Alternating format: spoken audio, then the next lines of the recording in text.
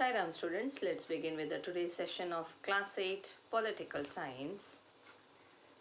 Children, we are doing the revision of chapter number 7 of Political Science, that is Understanding Marginalization. Let's go through the content of our chapter. We have introduction, then the topics who are Adivasis, Adivasis and stereotyping, Adivasis in development, minorities and marginalization, then Muslims and marginalization. So let's begin with the introduction first. Then actually what does it mean to be socially marginalized? To be marginalized is to be forced to occupy the sides or the fringes and thus not be at the center of things. It means to be on the outer boundary, not in the mainstream. Okay, that is like marginalization. Then the example has been given to you as in this classroom, in the social environment, to group of teachers, group of people or communities may have the experience of being excluded. It is like when someone has been excluded from that mainstream, that is only marginalization. So their marginalization, but there may be the different reasons for the marginalization. So their marginalization may be because they speak a different language, they follow different customs, or belong to a different religious group that is from the majority community.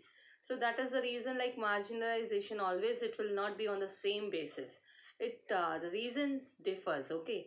So they may also feel because they are at time because of the low social status and the people are considered as very low.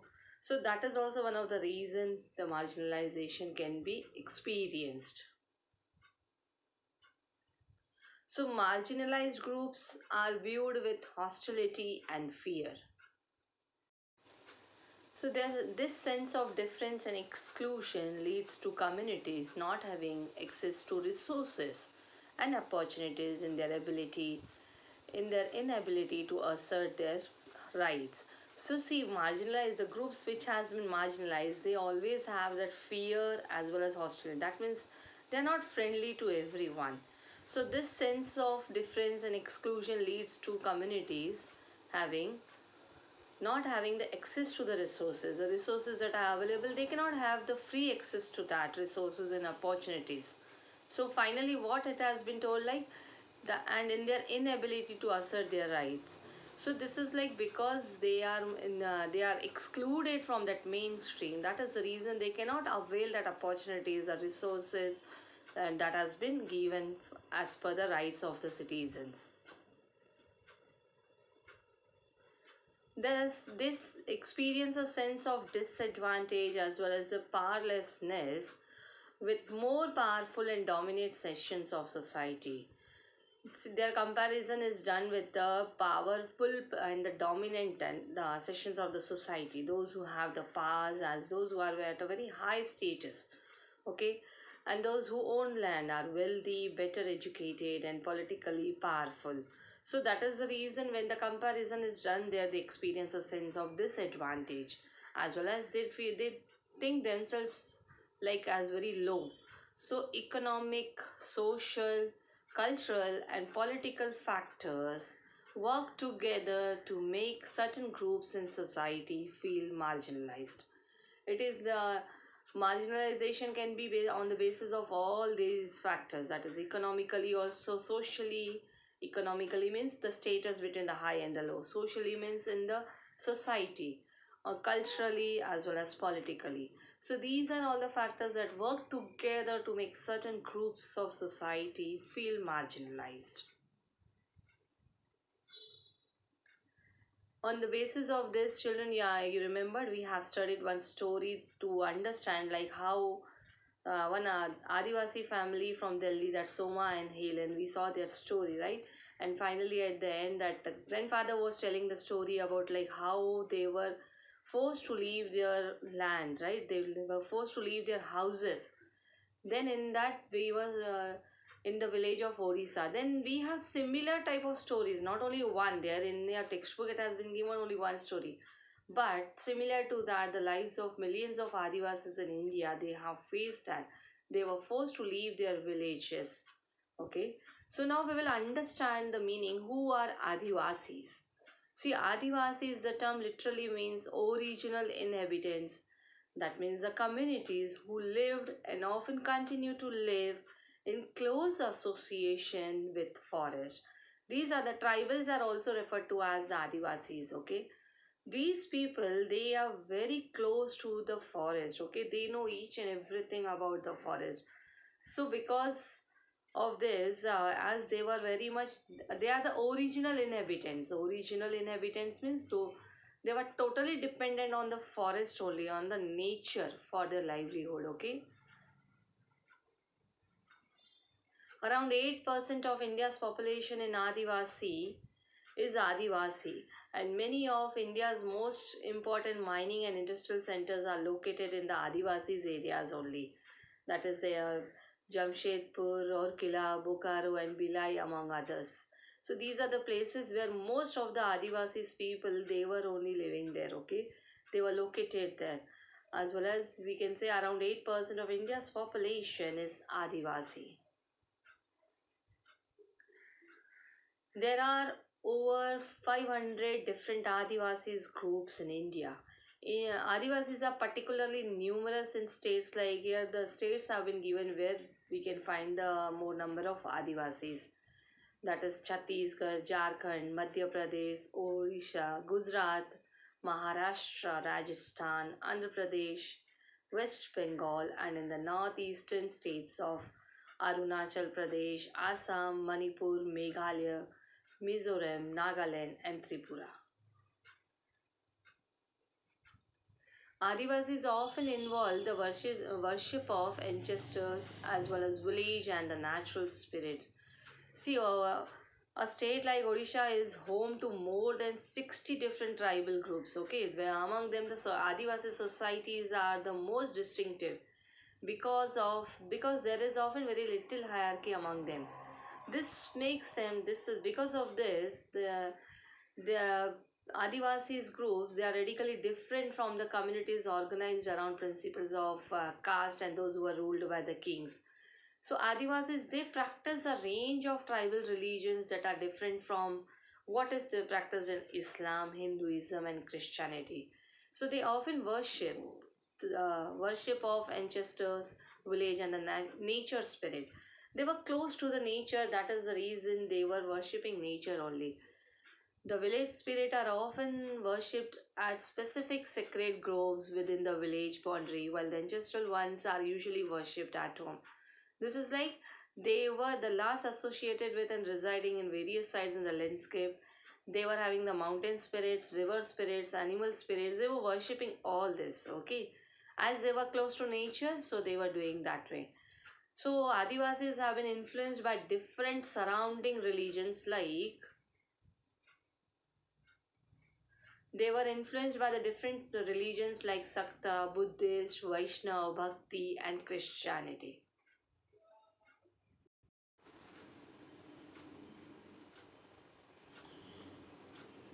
Adivasis religions themselves have been influenced with the dominant religions of the empires around them. We could see them in the Jagannath cult of Odisha and the Shakti and the Tantric traditions in Bengal and Assam. Then during the 19th century, substantial numbers of Adivasis they converted to Christianity. Because of that, that has made a history like which has been emerged as a very important religion in modern Adivasi history. Many Adivasis they converted themselves to Christianity. That was like the an important religion in modern Adivasi history. Now let's talk about their language. Adivasis have their own languages, see, which have been often deeply influenced the formation of the mainstream. Indian languages like Bengali, okay, that we know. But here Santali has the largest number of speakers and has a significant body of publications, including the magazines on the internet or in e-signs. That is in the we can see the Santali has the largest number of speakers. So Santali was the most spoken language.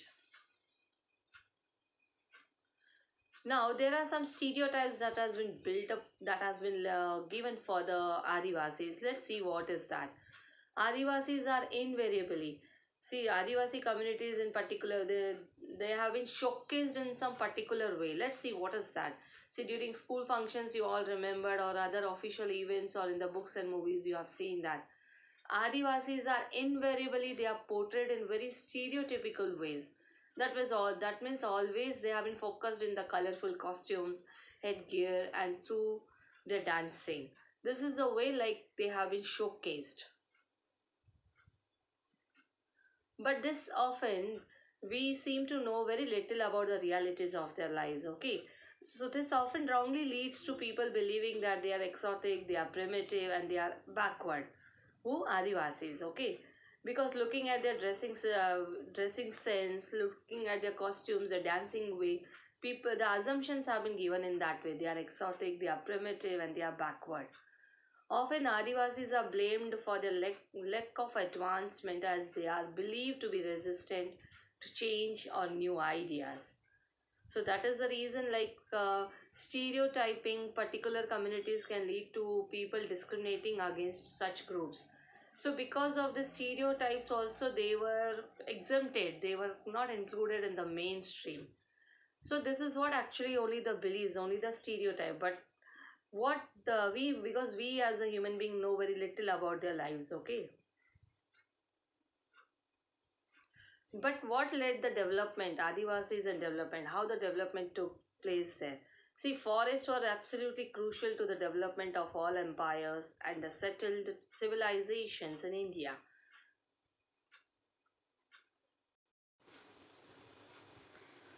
Adivasis, they had a deep knowledge of, access to, as well as control over most of these vast tracts, at least till the middle of the 19th century. See, in the beginning only we saw Adivasis, they are connected, they are original inhabitants.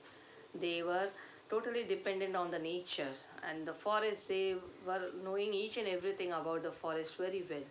So this means that they were not ruled by large states and empires. Instead, often empires heavily dependent on Adivasis for the crucial access to forest resources. Whereas we can say in that way, like even the empires, they were dependent on the Adivasis related to the information. If they want anything related to the forest, they will be asking Adivasis about that. So this is like radically contrary to our image of Adivasi today as somewhat marginal and the powerless communities. But in the pre-colonial world, they were traditionally ranged as the hunter-gatherers and the nomads, okay, and lived by shifting agriculture and also cultivating in one place. So for the past 200 years, Adivasis have been increasingly forced, from the past 200 years they have been facing this. They have been increasingly forced through economic changes, forest policies, and political force that has been applied by the state and the private industries. Then finally, what has been given to migrate? They were forced to migrate to lives as workers in plantations, at construction sites, even in industries, and as domestic workers. So after continuously, after once that resource, that forest resources were taken away from them, they were forced to migrate, right? Then they have to depend on the other work apart from the forestry.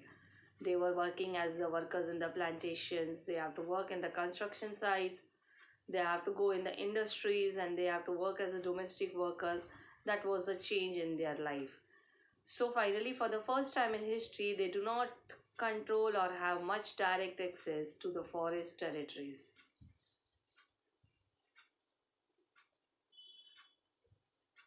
Forest lands that have been cleared for timber and to get land for agriculture and industry. So Adivasis have also lived in areas that are rich in minerals and other natural resources. These are taken over for mining and other industrial projects. So powerful forces have often colluded to take over the tribal land. They were forced to give away their lands because of the political pressure, because of many more things. Okay, so powerful forces were there behind them. So according to the official figures, if we'll say more than 50% of persons displaced due to the mines and the mining projects. Those people, those who are displaced, they were tribals only. They were Adivasis. More than 50% of the people, they were displaced. Then another survey, it has shown that it has reported that organizations working among Adivasis show that 79% of the persons, they were displaced from these states, that is Andhra Pradesh, Chhattisgarh, Orissa and Jharkhand. They were Adivasis only.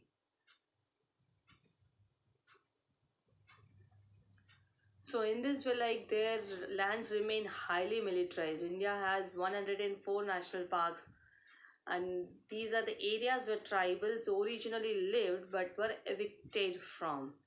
So when they continue to stay in these forests, they were called as encroachers. But once losing their lands and the access to the forest means that the tribals lose their main source of livelihood and food.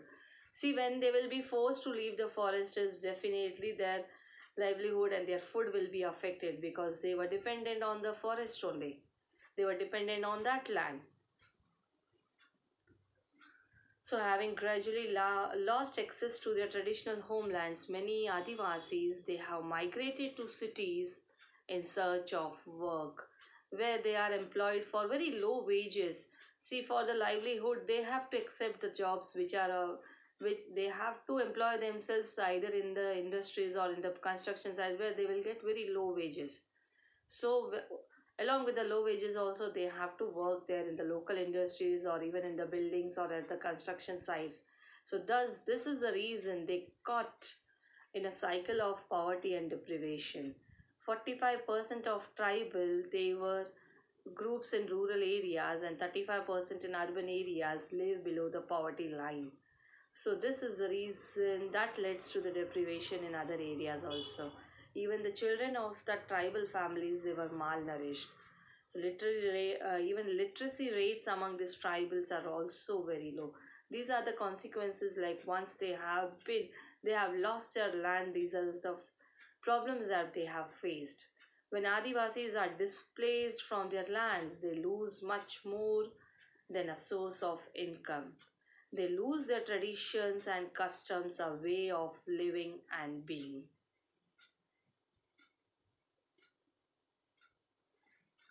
So they took out they took this is what the few of they were saying. They took our farming land, they left some houses, they took the cremation ground, temple well, everything that was given that was in the possession of Adivasis were taken away for the mining industries or for some or the other reason by the powerful sources.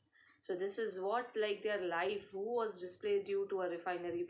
One of the Govinda Maran, he has said that way, like that it was really, then how we will survive if everything has been taken? Took our farming land, took the temple, well, pond, everything has been taken away from them.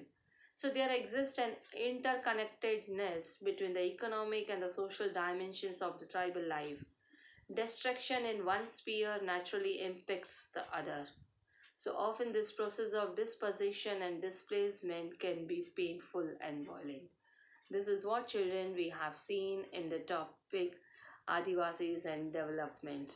How their life was difficult once the access to the forest have been taken away from them.